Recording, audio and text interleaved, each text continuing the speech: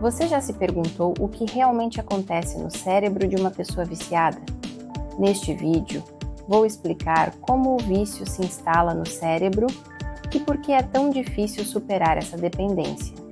Vamos entender o papel da dopamina, a alteração das estruturas cerebrais e os fatores que tornam algumas pessoas mais vulneráveis ao vício.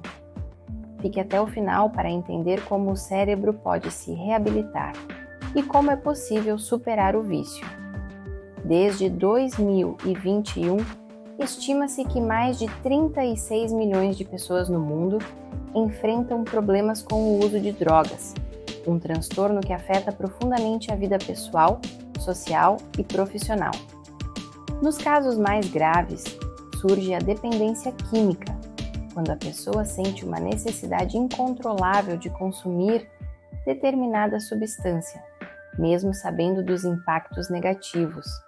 Para entender por que algumas pessoas são mais vulneráveis à dependência e por que o tratamento pode ser tão difícil, é importante conhecer como essas substâncias afetam o corpo e o cérebro. Quando alguém usa uma droga com frequência, o cérebro se ajusta à presença dela, tornando-se menos sensível aos seus efeitos. Isso significa que a pessoa precisa consumir quantidades cada vez maiores para sentir o mesmo efeito. Além disso, o cérebro começa a depender da droga para funcionar normalmente, o que torna ainda mais difícil parar. O álcool, por exemplo, estimula substâncias no cérebro que trazem prazer e relaxamento, como a endorfina e o GABA. No entanto, quando alguém bebe regularmente, o cérebro se adapta e passa a precisar de álcool para manter esse equilíbrio.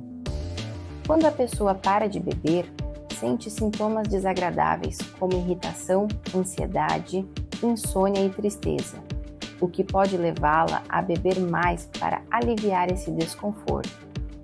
Isso cria um ciclo vicioso que reforça a dependência. Todas as drogas que causam vício têm algo em comum.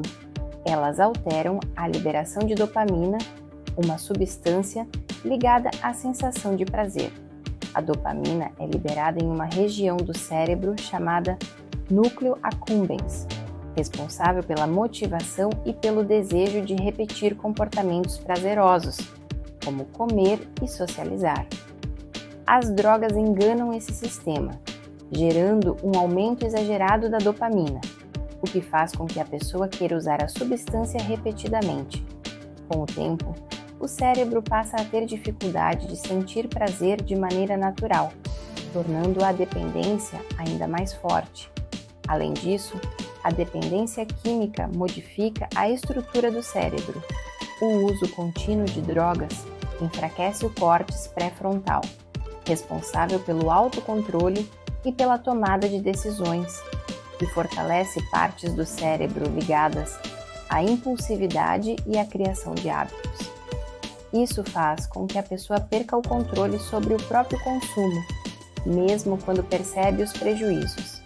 Com o tempo, essa falta de controle pode afetar todas as áreas da vida, levando a problemas no trabalho, nos relacionamentos e aumentando o risco de comportamentos perigosos para sustentar o vício.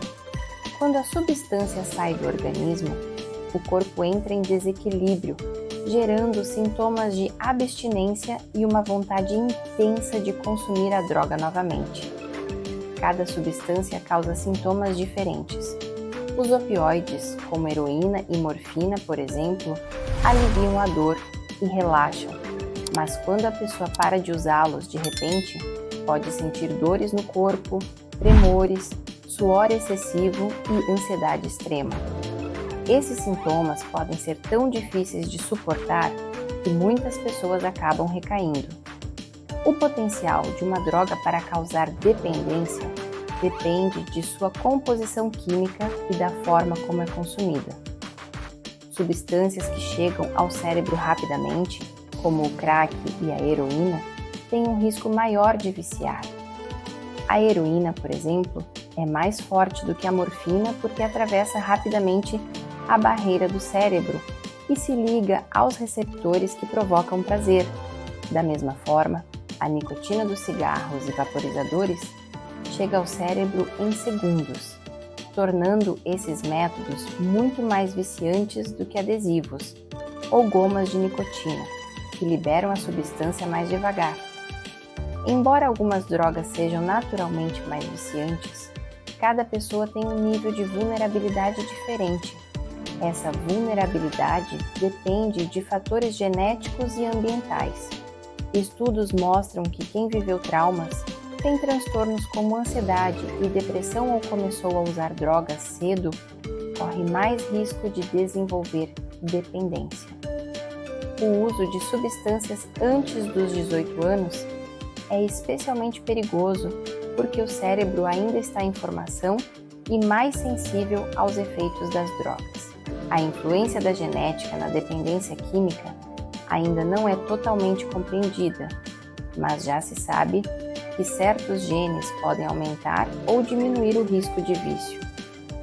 Algumas pessoas têm receptores mais sensíveis à nicotina, tornando-as mais propensas a se tornarem dependentes. Outras possuem genes que dificultam a metabolização do álcool, causando efeitos desagradáveis ao beber, o que reduz o risco de desenvolver dependência. Essas descobertas têm ajudado a desenvolver tratamentos, como remédios que interferem na metabolização do álcool para auxiliar na recuperação. Vencer a dependência química não é fácil e exige diferentes formas de tratamento. A primeira fase, chamada de desintoxicação, pode ser arriscada, dependendo da substância, e deve ser acompanhada por profissionais de saúde para evitar complicações. Mas parar de usar a droga é só o começo. A recuperação a longo prazo envolve terapia, apoio psicológico, estratégias para lidar com situações que despertam a vontade de usar a substância e a construção de novos hábitos que substituam o vício. Ter um ambiente de apoio, como grupos de ajuda e uma rede de amigos e familiares compreensivos, faz toda a diferença nesse processo. No final das contas, tanto a dependência quanto a recuperação mostram como o cérebro humano tem uma incrível capacidade de se adaptar. As drogas podem alterar seu funcionamento e tornar muito difícil parar de usá-las, mas com tempo, esforço e suporte adequado, o cérebro pode se recuperar. Isso significa que, mesmo diante dos desafios, é possível reconstruir uma vida sem dependência e encontrar novas formas de sentir prazer e bem-estar. E aí, o que você achou do vídeo? Se você gostou, não se esqueça de curtir, comentar e compartilhar com quem pode se beneficiar dessa informação.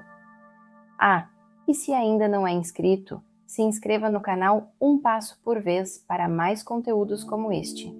Até o próximo vídeo e lembre-se, um passo por vez.